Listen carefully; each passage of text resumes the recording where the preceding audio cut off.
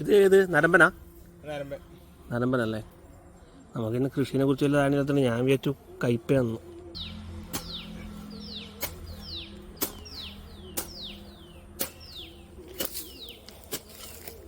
വീട്ടിലേക്ക് വേണ്ടുന്ന പച്ചക്കറികളെല്ലാം സ്വയം വീട്ടിൽ നിന്ന് തന്നെ ഉണ്ടാക്കാനെല്ലാം ഇതല്ലേ?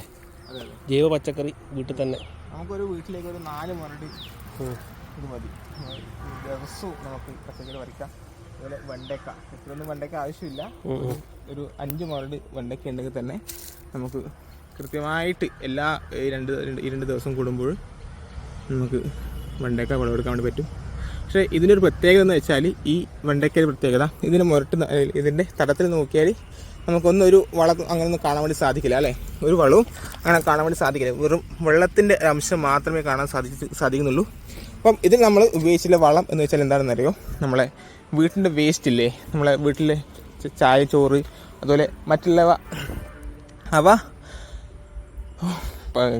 കഥക്കുന്ന പണിയെടുത്തുകൊണ്ട് അപ്പം വേസ്റ്റ് നമ്മൾ എന്താക്കുന്നു, ഒരു പാത്രത്തിലിടുന്നു കൃത്യമായിട്ട്. സ്ലറി മാത്രമാണ് ഇതിന് നമ്മൾ വളമായിട്ട് ഉപയോഗിച്ചത്. അപ്പോൾ അടിവളമായിട്ട് നമ്മൾ ചാണം ഇട്ടിട്ടുണ്ടായിരുന്നു. നമ്മളെ വെണ്ടക്കൊക്കെ പിടിച്ച് തുടങ്ങിയിട്ടുണ്ട്. അപ്പോൾ നമ്മളെ വീട്ടിലെ വേസ്റ്റ്, നമ്മൾ ഭക്ഷണം കഴിച്ചതിന് ശേഷം ബാക്കിയുള്ള വേസ്റ്റ് ഒരു പാത്രത്തിലേക്ക് ഒരു പാത്രത്തിലേക്ക് ഇടുന്നു. അപ്പോൾ അതിൻ്റെ അടിയിൽ നമ്മൾ എന്താക്കുന്നു, ഒരു ടാപ്പ് അടക്കമുള്ളൊരു സെറ്റിങ്സ് വരുത്തുകയും അതിൽ നിന്നും വെക്കുകയാണ്. എന്നും ദിവസം അല്ലെങ്കിൽ 2 ദിവസം കൂടുമ്പോഴുള്ള സ്ലറി, അതിലെ സ്ലറി നമ്മൾ എന്താക്കുന്നു, ഒരു 5 ഇരട്ടി വെള്ളം ചേർത്തിട്ട് ഡയലൂട്ട് ചെയ്തതിന് ശേഷം ഈ 2 ദിവസം കൂടുമ്പോഴാണ് ഇതിൻ്റെ മുരട്ടിൽ ഇതിൻ്റെ തടത്തിലേക്ക് നമ്മൾ ഒഴിച്ചു കൊടുക്കുന്നത്. അപ്പോൾ ഇത് മാത്രമാണ് ഈ വെണ്ടയ്ക്കേൻ്റെ ഒരു വളം എന്ന് പറയുന്നത്. അപ്പം ഇത് ഇവിടെ പരീക്ഷതരം അല്ലെങ്കിൽ ഇവിടെ നമ്മൾ നട്ടേരം എനിക്ക് വന്ന ഒരു ഡീമെറിറ്റ് എന്ന് പറയുന്നത്, ഈ 2 ഈ വെണ്ടയ്ക്ക ചെടികൾ 1 മീറ്റർ ദൂരത്തിൽ നടേണ്ടതാണ്. മനസ്സിലായി? നിങ്ങൾക്ക് ഇത്രയും അടുത്ത് നടുമ്പോൾ ഇതിൻ്റെ ഇല തമ്മിലുള്ള ദൂരം തമ്മിൽ അടുക്കുന്നുണ്ട്. ഇപ്പോൾ 2 നടുന്നവർ, ഈ വെണ്ടയ്ക്ക നടുന്നവർ എന്താക്കുക, 2 വെണ്ടയ്ക്ക ചെടി തമ്മിലുള്ള ദൂരം 1 മീറ്റർ അകലത്തിൽ വേണം നിങ്ങൾക്ക് നടാൻ വേണ്ടിയിട്ട്.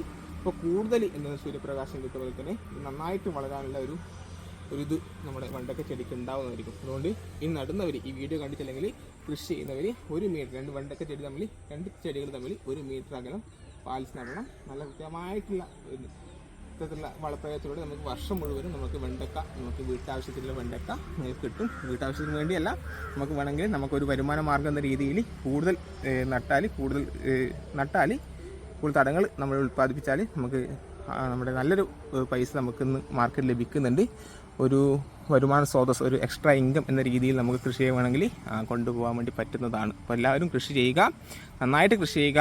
ഒന്നുമില്ല, അറ്റ്ലീസ്റ്റ് നിങ്ങൾക്ക് വേണ്ട കൃഷിയെങ്കിലും, നിങ്ങൾക്ക് വേണ്ട പച്ചക്കറികൾ നിങ്ങൾ ഉൽപ്പാദിപ്പിക്കുക. ഇനി അധികം സമയമുണ്ടെങ്കിൽ കൂടുതൽ വ്യാപിപ്പിക്കുക. അതുപോലെ നല്ലൊരു പച്ചക്കറി അല്ലെങ്കിൽ നല്ലൊരു ആരോഗ്യം എല്ലാവർക്കും സംരക്ഷിക്കാൻ വേണ്ടി പറ്റും.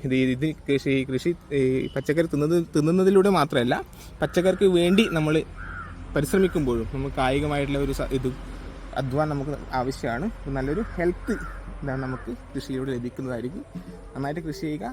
എല്ലാവർക്കും കൃഷിയിലേക്ക് ഇനി വരാൻ താല്പര്യമുള്ളവർ നന്നായി ഇതിൽ ഒരു മടിയും കൂടാതെ കൃഷിയിലേക്ക് വരിക. നിങ്ങൾ മറ്റ് ജോലി ചെയ്യുമ്പോഴും കൃഷിയെ ഒരു സൈഡ് അല്ലെങ്കിൽ ഒരു സൈഡായിട്ട് കൊണ്ടുപോവുക. Okay, yes.